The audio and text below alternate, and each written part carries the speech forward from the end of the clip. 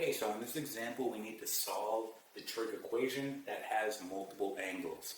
Now, we've solved trig equations in the past, so as always, our first step is to isolate the trig function, in this case right here. Okay, so we're going to have to get rid of -3, this 4, and also this exponent here that we have with 2.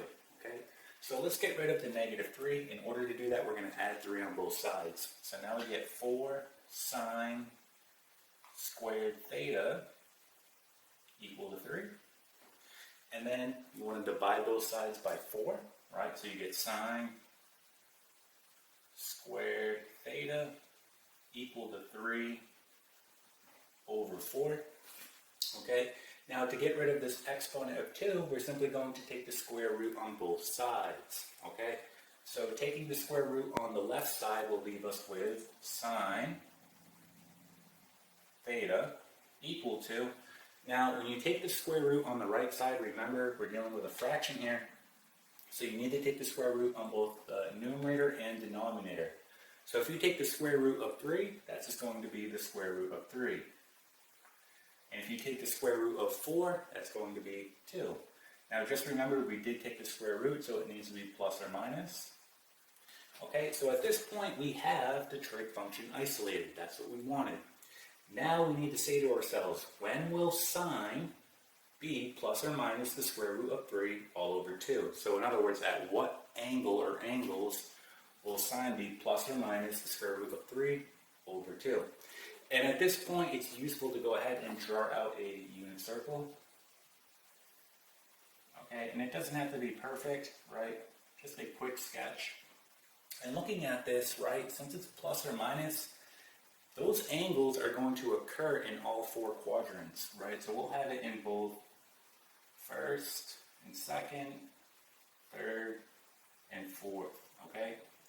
And in particular, it's going to occur, right, at pi over 3.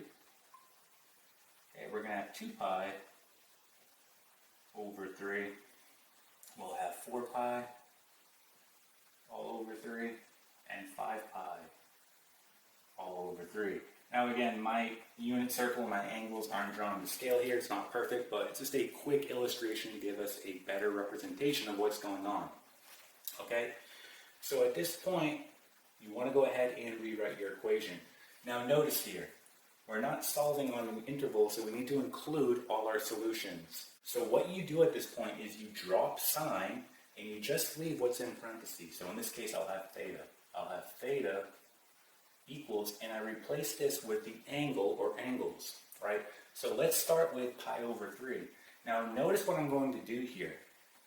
Pi over 3, if I add pi, that puts me right here. If I add another pi, that puts me back here, right? Add another pi, that puts me here. Add another pi, right? And you can go reverse as well, right? Subtract pi, subtract pi. So we can actually take care of 2 angles at once, and we're going to do that the following way. We're going to write pi over 3 plus pi n, where n is any integer, okay? And that will actually take care of both this angle and this angle, right? And this includes all our solutions.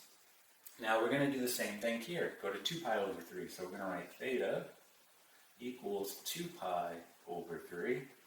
And again, we can take care of this angle as well, right? Add pi, add pi, add pi, right?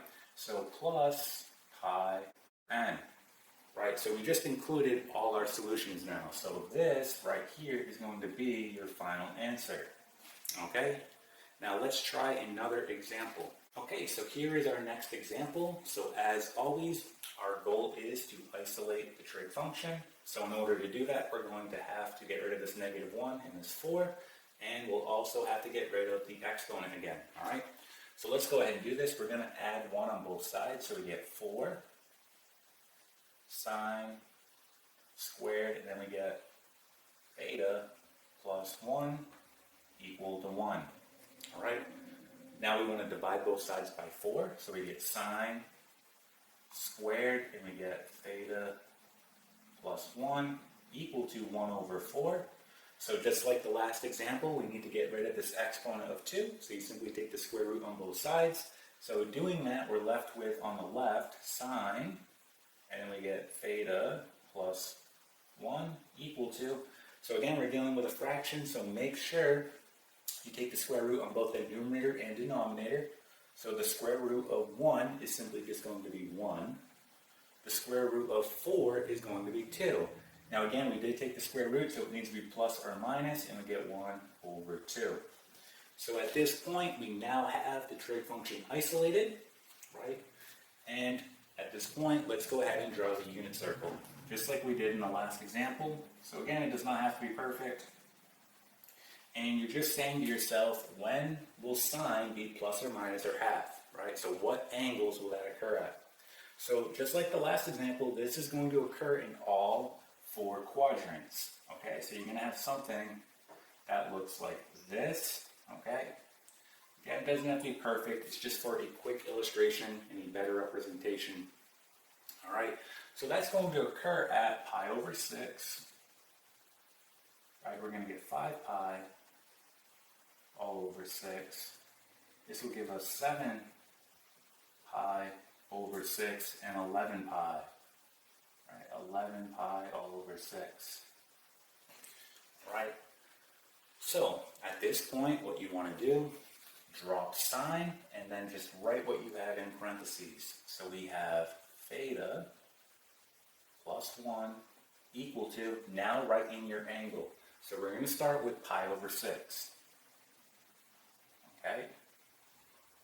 And just like that last problem, we can also include this angle, because think about it. If you go pi, that puts you here. Go another pi, that puts you here. Go another pi, that puts you here. Right? You can also go in reverse, right? Negative pi, negative pi.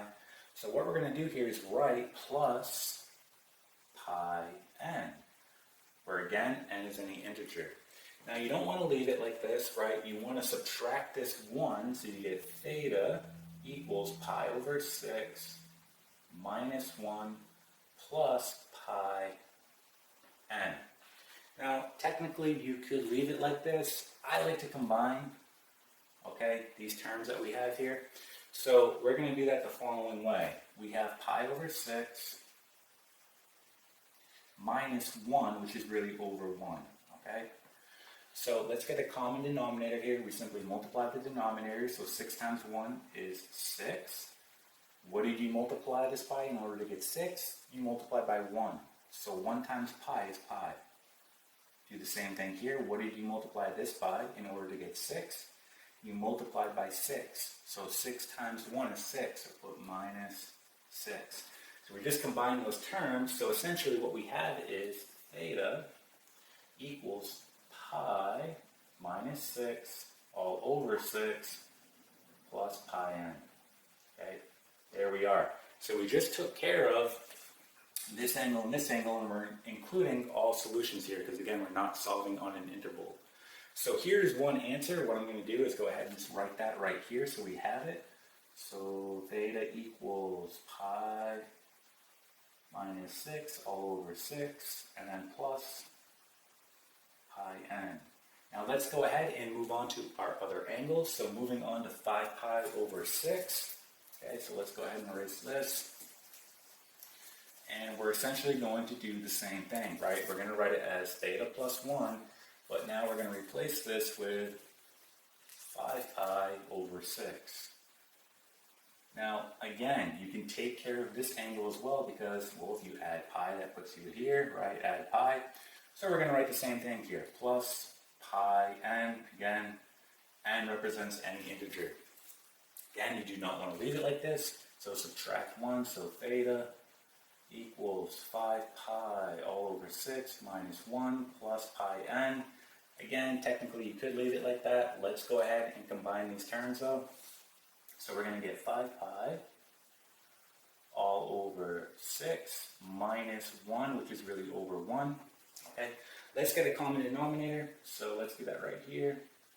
6 times 1 is 6. What did you multiply this by in order to get 6? You multiply by 1, so 1 times 5 pi. 5 pi, what's that minus?